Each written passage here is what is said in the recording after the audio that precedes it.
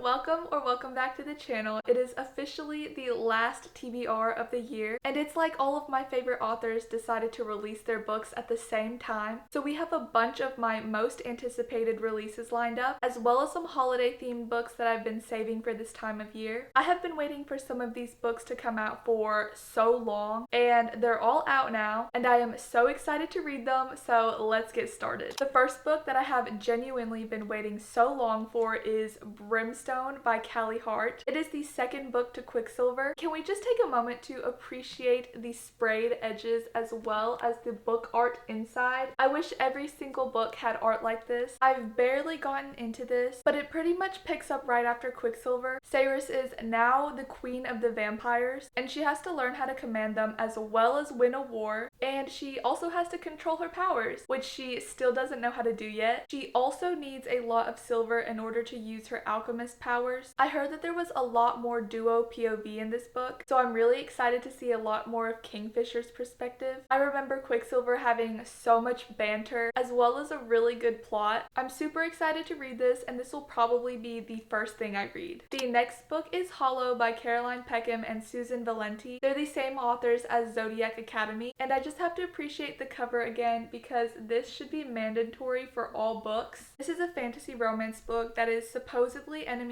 to lovers, and basically every 50 years there is this magical hunt, and Ferris, who is the FMC, is not a champion but still wants to participate in the hunt because the winner is granted some sort of magical boon where they can wish for pretty much anything that they want, and Ferris really needs this. The love interest, I'm guessing, is going to be Prince Bane, who Ferris describes to be a monster that commands the legions of the Hollows. This book sounds really interesting, and if it's anything like Zodiac Academy, it will also have really great banter. I have really high hopes for this book because any book with a cover this pretty should definitely be good, but we'll see about that. Moving on to one of my new favorite authors, The Wolf King by Lauren Palfreyman. I've already read this book, but I had to wait and get the new cover. Buying pretty books is definitely a weakness of mine. It just can't be helped. I definitely do need to reread this before I can move on to the second one though, because I don't remember everything that happens. I remember that it was one of my favorite books of last year, and it's a fantasy romance book that follows Princess Aurora, who is kidnapped on the day of her wedding by Callum, who is a werewolf alpha, and throughout the book she learns that not all werewolves are bad, and there's also a war that's starting between the humans and the werewolves, as well as this whole werewolf hierarchy system that Aurora needs to figure out, and preferably figure out before she is killed. There's also a love triangle that is really similar to the one in Akotar, which should definitely tell you something about this. It's honestly one of the closest things I have ever read to Akotar, and I highly recommend this, as well as the second book, which I will also try to read this month.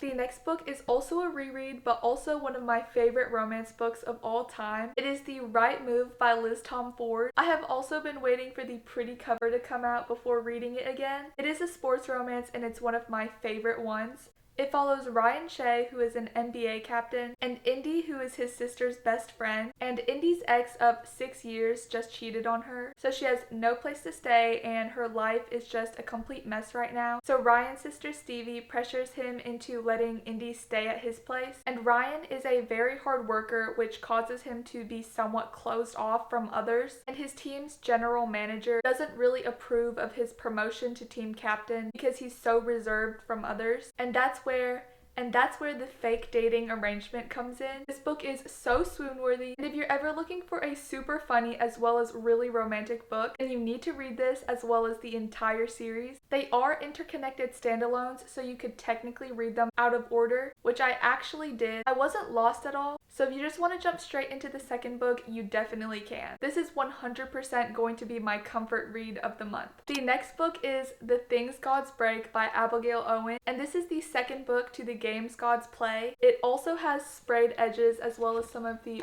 prettiest cover art I have ever seen. I'm actually a little scared to read this because I love the first book so much, but after reading like the first chapter of this book, I was a little lost, so I should probably reread the first book as well, just so I can feel connected to the characters and the plot again. But the second book picks up directly after the first one. Lyra is now stuck in Tartarus with her best friend who used to be her crush, and Hades, who is the actual love interest, is stuck somewhere trying to save her. For those that don't know, this series is a modernized version of the Greek gods of Olympus, where all the gods still have their powers, but they also live among the mortals and are just really rich celebrities that like playing games with mortals to entertain themselves, as well as decide government matters. I really do hope I like this book as much as the first one, because I have actually been waiting over a year for this, so hopefully it lives up to the hype that I've built for it in my head. The next book is one of 2 Christmas romance books I want to read, and it's Marry Me by C.R. Jane. It sounds really cute and I'm really excited to read this. It has a second chance romance trope where the 2 main characters used to date, but now the guy's a celebrity. Natalie, who is the main character, and Easton, who is the love interest, are forced together again after several years at her sister's wedding, and Easton, who never lost feelings, is just trying to win her back. I think this will be the perfect book for getting into the holiday spirit of Christmas